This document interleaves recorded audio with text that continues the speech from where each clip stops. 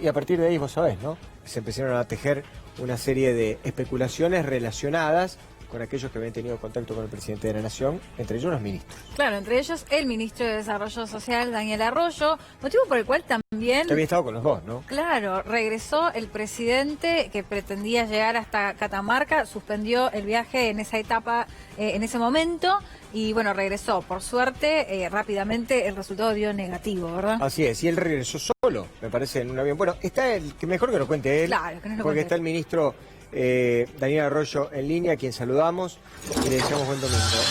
Y además estamos contentos de que le haya dado negativo el test también, ministro. ¿Cómo le va? Buen día, ¿cómo está? Muy bien, buenos días, un gran gusto. Lo mismo, lo mismo. ¿Nos cuenta un poco cómo fueron estos momentos, estos días de zozobra y de incertidumbre para usted? Sí, yo el viernes viajé con el presidente, íbamos a La Rioja y a Catamarca. En La Rioja hicimos la actividad, fuimos a la inauguración de una empresa textil, hicimos la firma de convenios y presentamos el plan Potenciar Trabajo. Por eso viajé yo, porque lanzamos el plan Potenciar Trabajo. Es un plan para generar trabajo para los sectores más pobres, vincular planes sociales con trabajo. Y firmamos un conjunto de convenios. Hicimos una conferencia de prensa. Estábamos yendo al aeropuerto para, después de ahí, ir a Catamarca. Y ahí aparece la noticia de que Martín Insaurralde había dado positivo de coronavirus. Yo había estado con él el miércoles, 2 días antes, firmando también un convenio para un edificio, transformarlo en escuela de oficios, un ex edificio de lo que era el Consejo de Menor en escuela de oficios y en jardín maternal. Como había estado 48 horas antes, surgió la noticia ahí lo que hice fue, me separé, se aplicó el protocolo, me separé del presidente, me hicieron el hisopado en el aeropuerto, en La Rioja, me volví en un avión sanitario, separado del presidente, no en la comitiva como ya había ido. Está muy bien. Y bueno, anoche, gracias a Dios, dio negativo el hisopado y yo estoy ahora en mi casa haciendo el aislamiento.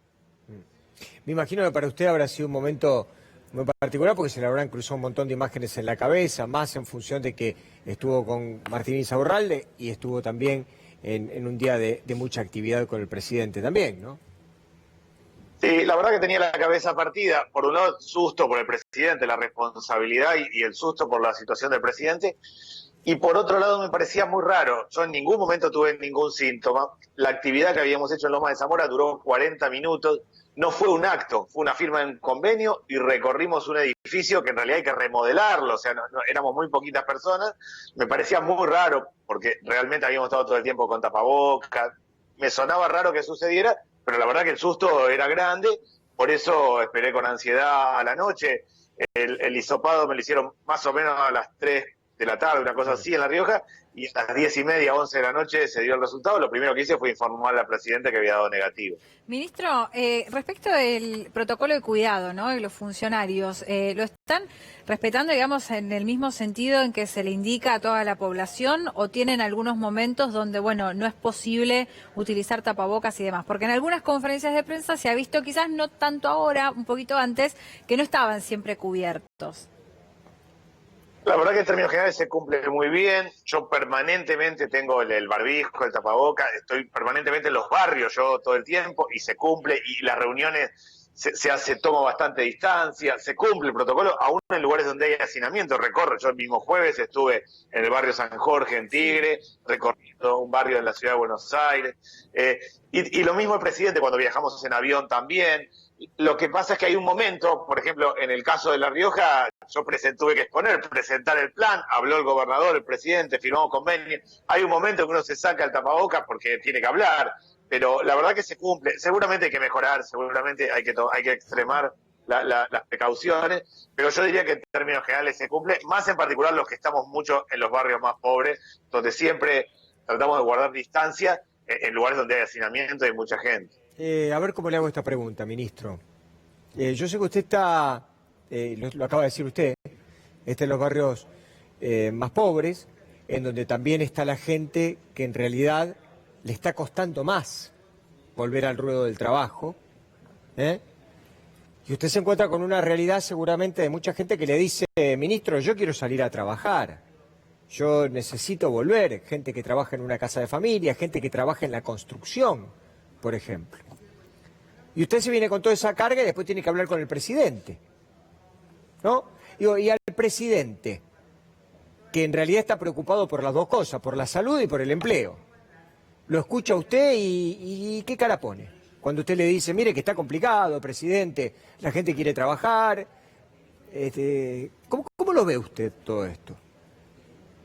Yo lo hablo todo el tiempo con el presidente y es exactamente así. A mí me para mucha gente y me dice, mirá, estoy sin laburo, me quedé con 0 ingresos. Hay que plantear de la idea que nosotros, antes de la pandemia, teníamos 8 millones de personas que recibían asistencia alimentaria, pasamos a 11 millones. Claro. Se incorporó la gente que hacía changas y muy eventualmente iba a un comedor, algún viernes que estaba sin laburo, le bajó el ingreso, hoy está en los comedores recibiendo asistencia, y después un sector integrado, el gasista, el que hace Durlock, el remisero, el mozo que le bajó a 0 el ingreso, se comió los primeros días los ahorritos que tenía, claro, y ahora está muy complicado. Ahora, la misma persona que está mal y que realmente está preocupada, y a mí mucha gente me dice, mirá, yo necesito laburar, también está preocupada por el tema de la situación de la transmisión del virus. Están las dos cosas, hay angustia, preocupación, y también mucha preocupación por el tema del coronavirus y de la transmisión. Yo lo hablo todo el tiempo con el presidente, de hecho voy siguiendo permanentemente qué pasa en los comedores. Esta semana que pasó no, pero la anterior hubo algo más de changas de construcción y de textil, bajó la cantidad de gente en los comedores, estoy hablando de la semana anterior. Ajá. Esta semana última no, porque se cerró más la actividad económica. Nosotros seguimos todo el tiempo, las changas son construcción y textil. Cuando se mueve algo la construcción y textil levanta, cuando no se complica, estamos en un momento donde... Sí, pero ministro, usted dice la changa de la construcción, y usted sabe muy bien de que la cuestión de la construcción está vedado, está cerrado, por ejemplo, ¿no? Entonces usted lo plantea, también por ahí a lo mejor será una changa en una casa de al lado, pero a lo mejor esa persona tiene que viajar, no sé, de Berazategui a Quilmes y no puede hacerlo porque eso está prohibido hoy. Entonces, no puede viajar, exactamente. Claro. En realidad, nosotros lo que estamos buscando es lo que llamamos la changa muy local, que es el arreglo de la propia casa. Aprovechamos para pintar escuelas, por ejemplo, para hacer arreglos de bancos para escuelas, o en el club, lo muy local. Es decir, hay que dividir el país en dos, los lugares donde ya se abrió la actividad económica y los lugares donde está muy cerrado. En La Rioja lanzamos el plan Potenciar Trabajo. Nosotros creemos que hay 5 sectores que van a mover la recuperación del trabajo de los más pobres. La construcción, la vivienda, infraestructura básica, la producción de alimentos, lo que tiene que ver con el textil, mucha gente hoy en su casa hace barbijos, camisolines, pero va a poder desarrollar mucho textil. La economía del cuidado, que para mí es muy importante, y es la gente que cuida personas. Seguramente en el próximo tiempo los geriátricos, los hogares van a ser distintos. No va a haber tanta aglomeración y se van a necesitar más cuidadores, personas que cuidan personas, y el reciclado. En esos sectores nosotros vemos la reconstrucción y armamos todo un sistema de máquinas, herramientas para poder trabajar. Eso es posible en algunas provincias, no todavía en el conurbano de la Ciudad de Buenos Aires, pero tenemos que llevar ese equilibrio entre gente que claramente necesita ingreso y que tenemos que cuidarnos en un contexto del virus circula muy rápido de verdad. Ministro, con respecto al ingreso familiar de emergencia, ¿se puede confirmar en esta instancia o todavía no está en análisis la continuidad pospandemia, digamos, una vez que termine el aislamiento?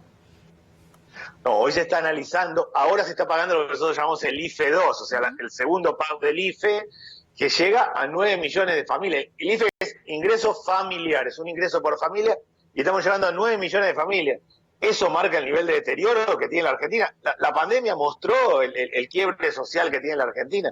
La Argentina más o menos tiene 16 millones de familias, 9 millones están recibiendo el IFE.